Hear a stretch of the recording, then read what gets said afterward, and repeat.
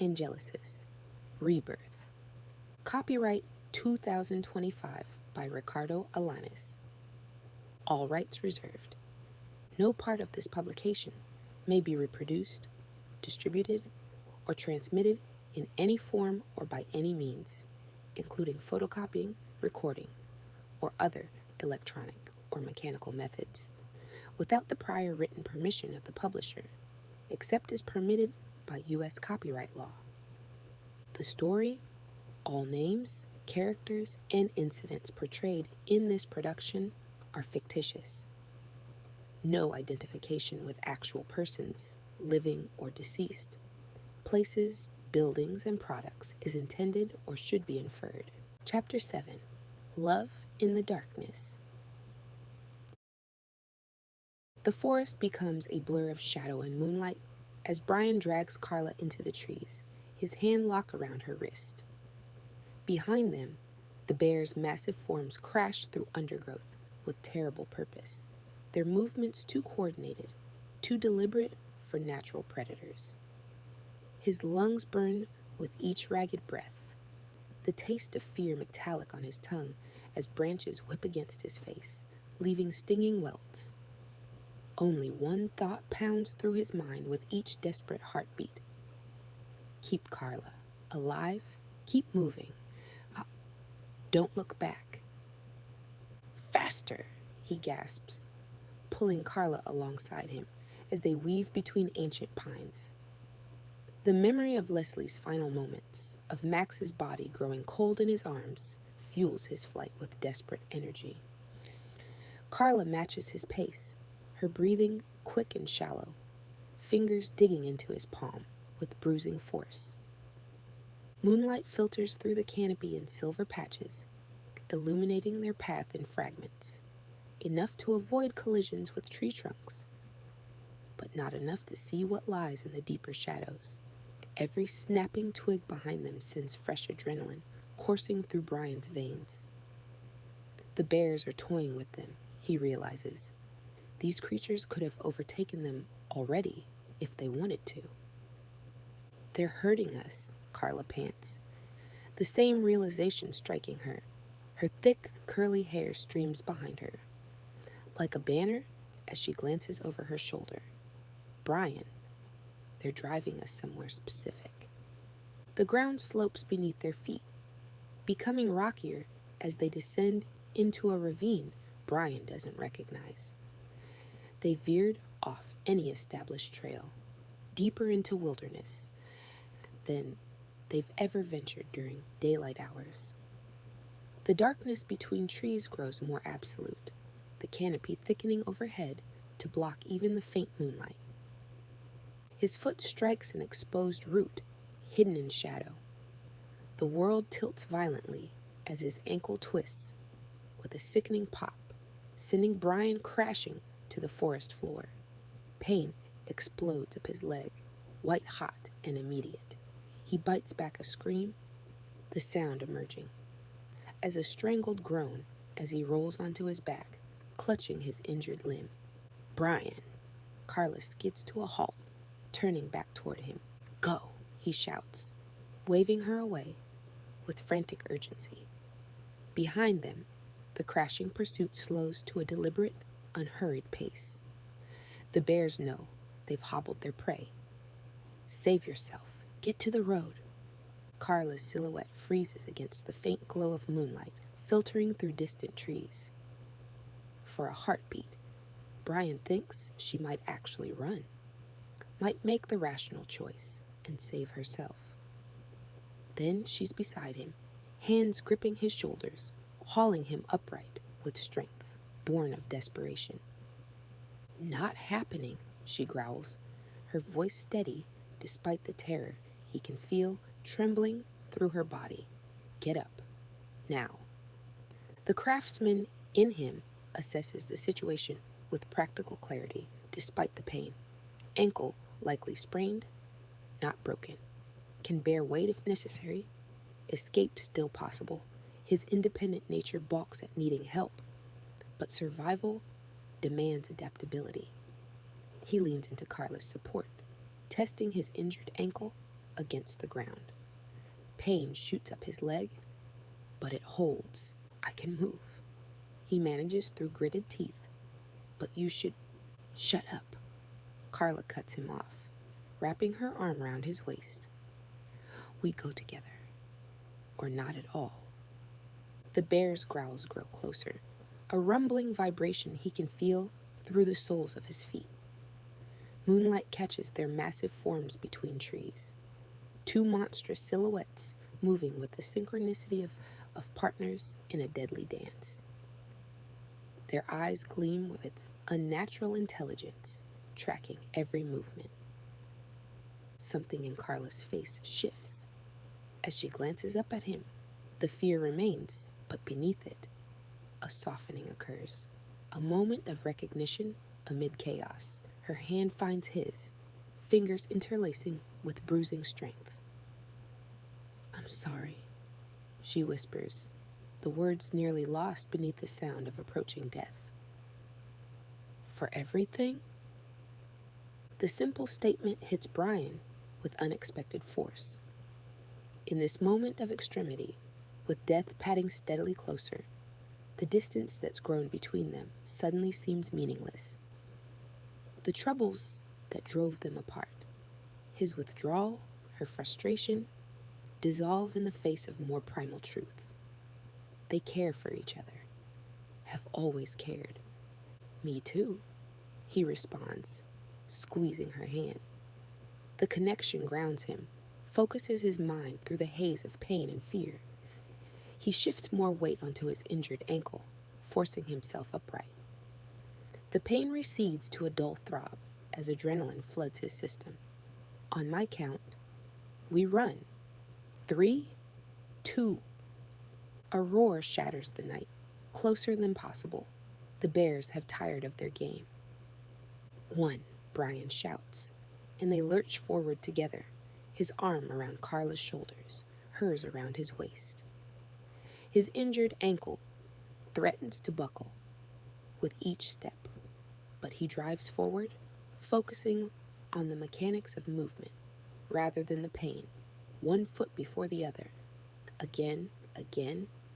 The forest blurs around them, trees becoming indistinct shapes in the darkness. Brian's entire world narrows to the sound of their ragged breathing, the feel of Carla against his side, and the thundering pursuit at their backs. His practical nature catalogs their dwindling options. They can't outrun these creatures, can't fight them, can't hide from their tracking abilities. Yet, he refuses to accept defeat. The risk-taker in him searches for opportunities, even as death closes in.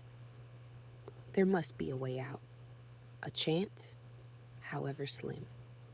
He's always believed in finding solutions when others see only problems. There's light ahead, Carla gasps, pointing toward a break in the trees where moonlight spills more brightly onto the forest floor. Maybe a clearing? Somewhere we can see them coming. Brian nods, unable to spare breath for words.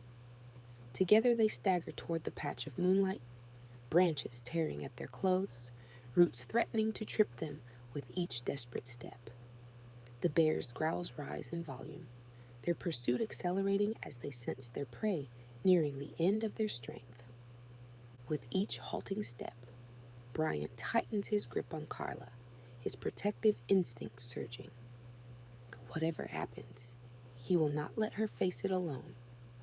The determined focus that defines him as a craftsman narrows to the single purpose. They will survive this night together, or not at all. The trees thin ahead, moonlight growing stronger through the diminishing canopy. Brian's heart pounds against his ribs as they break through the final line of pines into open space. Hope and dread mingling in equal measure as they confront whatever waits beyond. They burst from the tree line into emptiness. Brian's momentum carries him to a stumbling halt at the very edge of a sheer drop. Stones and dirt crumbling beneath his feet to vanish into the mist below. His arm tightens around Carla's waist, yanking her back from the precipice as vertigo threatens to pull them both over. Behind them, the forest stands like a wall of darkness. Before them, nothing but open air and the distant sound of rushing water far below. They've run straight to the edge of a cliff neither of them knew existed, trapped between an impossible fall and the creatures emerging from the trees behind them. "No," Carla whispers, her voice breaking. "This can't be right." Brian's injured ankle throbs beneath him as he turns to face the approaching threat, instinctively positioning himself between Carla and danger. The bears lumber from the shadows with unhurried confidence, their massive forms silhouetted against the deeper darkness of the forest. Their eyes catch the moonlight, glowing with an intelligence that sends ice through Brian's veins. Then, without warning, both bears stop. Their movements freeze with such mechanical precision that for a moment Brian wonders if time itself has somehow paused. The smaller bear's head tilts, as if listening to a voice only it can hear. "What are they doing?" Carla breathes, her fingers digging into Brian's arm. Before he can answer, the forest shadows shift. The larger bear convulses, its massive form shuddering, as bones crack and realign with sickening wet pops. Coarse fur recedes into paling skin, like water into sand. The creature's muzzle collapsing inward with a sound like tearing canvas. Paws stretch and split into human fingers, claws retracting, as the transformation ripples through the beast's body. Where moments before stood a monstrous predator, now kneels a naked man, his bare skin gleaming with sweat in the moonlight, eyes still holding the feral hunger of the bear he had been. The figure steps forward. Moonlight reveals a tall, pale man. His movements are fluid, almost dancer-like, belying the predatory focus in his gaze, not caring that he is naked. "Hello, Brian," the naked man says, his voice carrying effortlessly across the distance between them. The sound resonates with an oddly musical quality, like multiple tones layered together. "I've been looking forward to meeting you." The familiar address sends a jolt of confusion through Brian. He's certain he's never seen this man before, would remember someone so distinct. Yet the stranger speaks as if continuing a conversation long established. "Who are you?" Brian demands, fighting to keep his voice steady. The practical part of his mind catalogs their dwindling options, searching for any possible escape. The cliff edge crumbles slightly beneath his shifting weight, sending more pebbles cascading into the mist below. The naked man smiles, the expression never reaching his indigo eyes. "A messenger, you might say." He steps closer, the bear parting to let him pass. "My name is Helix, and you, Brian Horlin, are about to undergo a remarkable transformation." The use of his full name sends another shockwave through Brian. The stranger, Helix, shouldn't know him, shouldn't be here in these woods with a bear that moved like a puppet under his control. None of this should be happening. Yet the pain in Brian's ankle, in Carla's trembling form beside him, confirm its terrible reality. Helix's gaze shifts to Carla, his interest sharpening. "You've brought a friend. How considerate, though unnecessary. We only need one of you." The bear moves forward again, flanking Helix like obedient guard. Its earlier savagery has transformed into mechanical precision, each massive paw placed with deliberate care. No natural animal moves like this, with such unnatural restraint, such obvious puppetry. Brian's mind races, the craftsman in him assessing angles, distances, possibilities. The cliff behind them drops at least 60 feet to whatever lies below. The water he heard might be deep enough to survive a fall, or it might be shallow enough to shatter their bodies on impact. Either way, it's their only option. "We have to jump," he tells Carla, his voice low and urgent. His hand finds hers, fingers interlacing with desperate strength. It's her only chance. Carla's eyes widen, darting between the approaching threat and the misty abyss behind them. For a moment, fear threatens to paralyze her. Then her gaze locks with his, something resolute hardening in her expression. "Together?" she asks, the question containing volumes. "Together," he confirms. The word hangs between them, weighted with meanings beyond this moment of crisis. In Carla's eyes, Brian sees recognition of everything unspoken between them. The distance that's grown, the connection that remains despite it. Whatever happens in the next few seconds, they face it united. "How touching," Helix remarks, "but ultimately futile." With a flick of his wrist, Helix sends the bear charging forward, its earlier restraint abandoned for explosive speed. Brian has only seconds to act. "Now," he shouts, tightening his grip on Carla's hand as he turns toward the cliff edge. Together they leap into empty air, the ground vanishing beneath their feet. For one suspended moment, they hang in space, hands clasped tight, eyes locked in shared determination. Brian's body turns instinctively, angling for the cleanest entry into whatever waits below. The wind rushes past them, tearing at their clothes and hair. Mist envelops them, cold and disorienting, obscuring the approaching water. Brian maintains his death grip on Carla's hand, their only anchor in the void. Then something impossible happens. A dark shape cuts through the mist above them, moving faster than any natural creature. Massive wings beat the air with enough force to create a downdraft that alters their fall. Brian glimpses feathers black as midnight, gleaming with an oil-slick iridescence under the broken moonlight.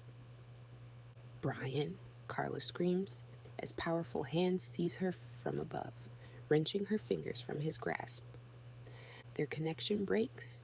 Brian tumbles alone through the mist, reaching desperately toward Carla, as a winged figure pulls her upward, their silhouettes merging into a single shape against the night sky. Her scream echoes off the cliff face, abruptly cutting short as they vanish into darkness. The last thing Brian sees before hitting the water is Carla's face, pale with terror, being carried away into the night. Then icy water envelops him, driving the breath from his lungs. The cold shock steals his consciousness. For crucial seconds, as he plunges deeper into the darkness below, his body surrendering to the pull of the current. His final thought before darkness claims him is her name, a desperate prayer, Carla. Cold penetrates to Brian's core as the current pulls him deeper. His lungs scream for air, muscles seizing in the frigid water. Survival instinct takes over, pushing through the shock. He kicks hard, fighting the weight of his waterlogged clothes, clawing toward the surface that seems impossibly distant. His head breaks through with a desperate gasp, water streaming from his hair into his eyes. As he treads water, scanning frantically for Carla. Above him, silhouetted against the night sky, a drama unfolds on a rocky outcropping that juts from the cliff face, a tableau of horror he can barely comprehend. The winged figure has delivered Carla to Helix, who stands on the ledge, like a dark prince, surveying his domain. One hand grips Carla's throat, holding her aloft with inhuman strength. She struggles weakly, her movements growing more feeble, as Helix's fingers tighten. "Carla," Brian shouts, his voice bouncing off the cliff face, swallowed by the sound of rushing water. Neither figure acknowledges his cry. He might as well be invisible from his position below. Helix pulls something from within the other man's clothing, a small vial that pulses with crimson light. The liquid inside seems to move with a natural purpose, coiling and uncoiling like a living thing. With practiced precision, he uncorks it with his teeth, the stopper falling unheeded into the abyss. Brian treads water, unable to look away despite the growing burn in his muscles. He watches in horrified fascination as Helix tilts the vial to his lips, drinking half its contents in a single swallow. The effect is immediate. A visible shudder runs through his body. With renewed vigor, Helix yanks Carla closer. His mouth opens unnaturally wide, revealing teeth that lengthen into points as Brian watches. Then, with terrible precision, he sinks those fangs into Carla's neck. Her scream pierces the night, a sound of such pure agony that Brian's heart seems to stop in his chest. The practical part of his mind, the craftsman that always searches for solutions, knows he can't reach her, can't save her from this distance. Yet every instinct demands he try.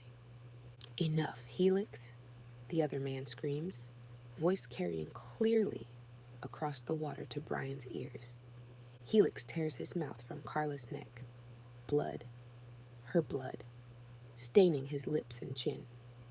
He drinks the remaining contents of the vial, the empty glass slipping from his fingers to shatter on the rocks. The liquid inside him seems to create a change, his movements becoming increasingly jerky and uncoordinated, like a marionette with tangled strings. He shakes Carla like a rag doll, her head lolling unnaturally. The other man's figure takes another step forward, hands raised in a placating gesture. Brian's arms and legs burn with the effort of staying afloat. The cold water saps his strength with each passing second. Yet he cannot look away from the scene above. Carla's life hangs in the balance. And with it, any reason he has to keep fighting the current that threatens to drag him under. Something changes in Carla's posture, a tension returning to her limbs that had gone slack. Her eyes, visible, even from this distance, flash with a final surge of defiance. With unexpected strength, she twists in Helix's grip, driving her knee upward into his abdomen. The blow catches him off guard, his unnatural balance already compromised by whatever he consumed from the vial. His grip loosens just enough for Carla to wrench herself free. Instead of running along the ledge, she makes an impossible choice. She jumps. No! Brian's scream tears from his throat as Carla pushes away from the cliff, her body arcing outward into empty space. Time seems to slow as she falls, her form silhouetted against the night sky, arms spread wide like broken wings. Helix lunges after her, his own movements strangely uncoordinated, fingers grasping at empty air where Carla had been seconds before. His face contorts with rage, teeth bared in a snarl visible even from Brian's position, in the water below. A blinding flash of light erupts from nowhere, so bright that Brian instinctively closes his eyes against its intensity. When he forces them open again, a new figure hovers in the air before the ledge, a being with massive wings the color of twilight, violet feathers shimmering with otherworldly power. The figure raises one hand, palm outward toward Helix, and releases a blast of energy that sends him flying backward into the rock face. Brian barely registers this new impossibility. His attention fixes on Carla's falling form as it plummets toward the ground far below the ledge. She doesn't scream, doesn't flail, falls with a terrible grace that speaks of acceptance. Her body strikes the earth with a sound that will haunt Brian's nightmares forever, a dull, final thud that carries even over the rush of water. She lies broken and still, a crumpled heap on the rocky shore, 30 yards from where Brian treads water. Even from this distance, he knows no one could survive such a fall. The unnatural angle of her limbs, the absolute stillness of her body. Carla is gone. Carla. The name tears from his throat, raw with grief and disbelief. Above, the battle between Helix and the winged figure continues. Flashes of light illuminating the cliff face in staccato bursts. None of it matters now. With desperate strength, Brian forces his numb limbs to move, swimming toward shore with clumsy, determined strokes. Each movement sends pain lancing through his injured ankle, but he pushes through it, focusing on the mechanics of survival. Stroke, breathe, stroke again. The current fights him, trying to drag him downstream away from Carla's broken form. Water gives way to slick rocks. Brian drags himself onto the shore, his soaked clothes weighing him down like armor. He collapses briefly, lungs burning as he coughs up river water. Then he's crawling, then staggering to his feet, lurching toward the still form that was, moments ago, the person who mattered most in his world. Please, he gasps, though he knows no one is listening. Please, no. The battle on the cliff face fades into background noise, irrelevant compared to the singular focus of reaching Carla. Each step is agony, each breath a battle. But Brian forces himself forward. She sacrificed herself to escape Helix, threw herself from the cliff rather than remain in his clutches. The knowledge burns in his chest like swallowed fire.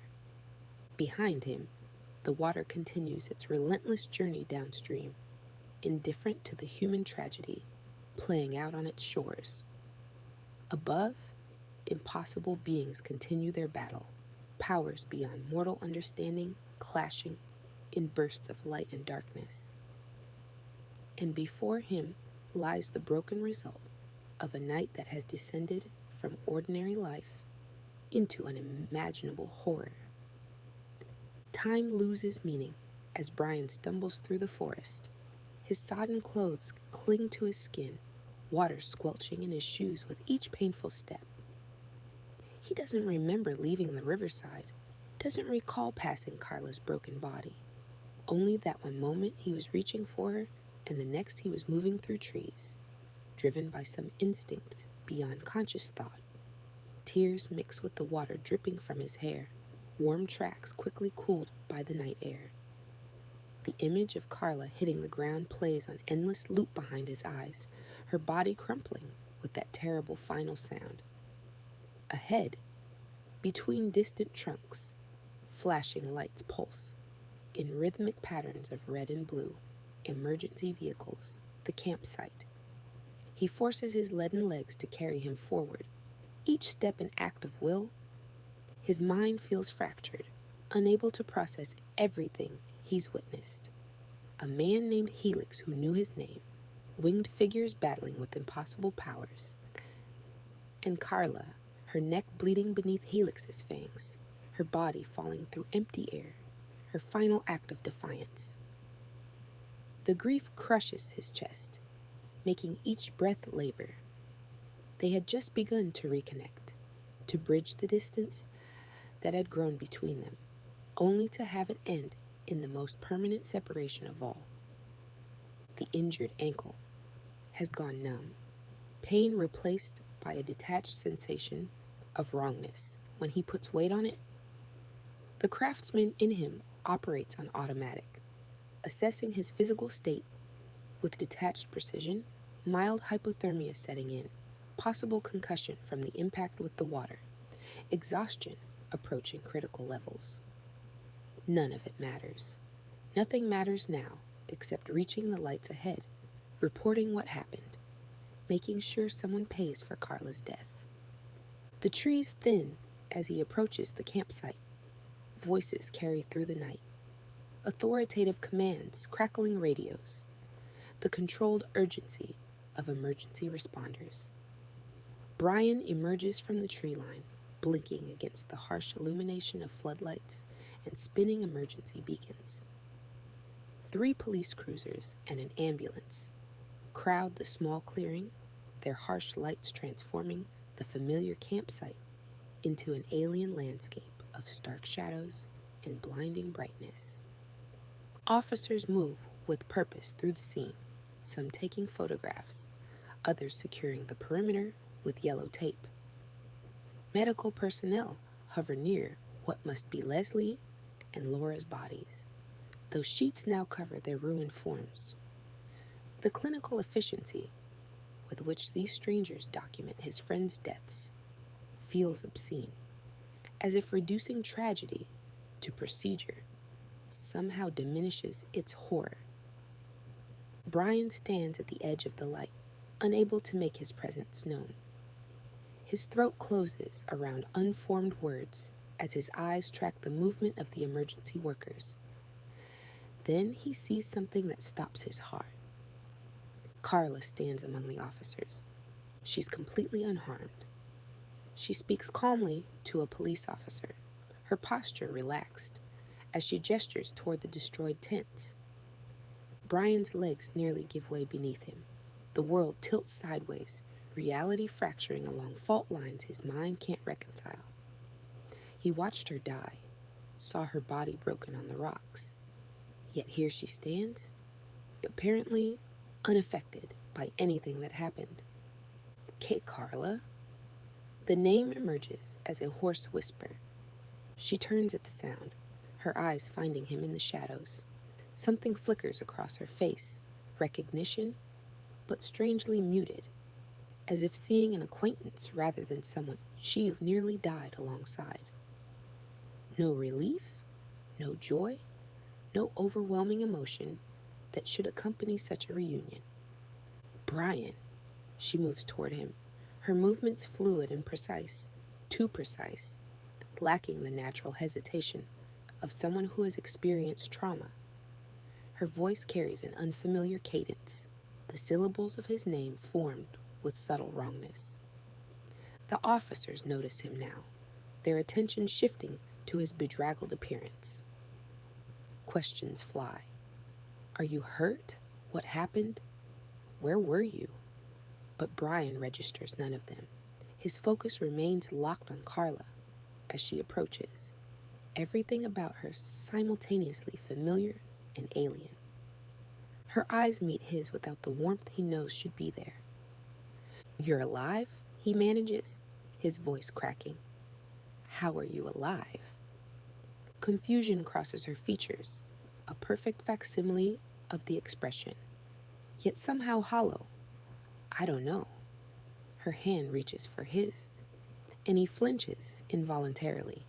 Something flashes in her eyes at the reaction, not hurt, but calculation. "No," Brian insists, taking a step backward. "The bears, the cliff. You fell? I saw you fall." A paramedic approaches, concern evident in his furrowed brow. "Sir, you're suffering from exposure. Let's get you checked out." The officers around them exchange glances, clearly categorizing him as confused, traumatized. One murmurs something about shock and possible hallucinations. The paramedic takes his arm, guiding him toward the ambulance. But Brian can't tear his gaze from Carla. The lights of the emergency vehicles continue their rhythmic flashing, painting the world in alternating hues of red and blue. In their unnatural illumination, Carla's face shifts between familiar and foreign with each pulse, while Brian remains frozen between realities, unable to accept either the miracle of her survival or the nightmare of what it might mean